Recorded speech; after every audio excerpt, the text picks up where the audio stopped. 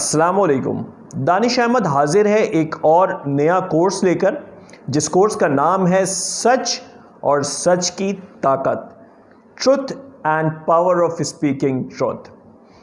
इस कोर्स में हम ये सीखेंगे और समझने की कोशिश करेंगे कि हम सच कब बोलते हैं और झूठ कब बोलते हैं, हम सच बोलने के क्या क्या फ़वाइद हासिल कर सकते हैं और झूठ बोलने के क्या क्या नुकसानात हैं, कारोबारी ज़िंदगी में सच बोलने के क्या फ़ायदे हैं और झूठ बोलने के क्या नुकसानात हैं। इस कोर्स में मेरा ज़ाती इंटरेस्ट है।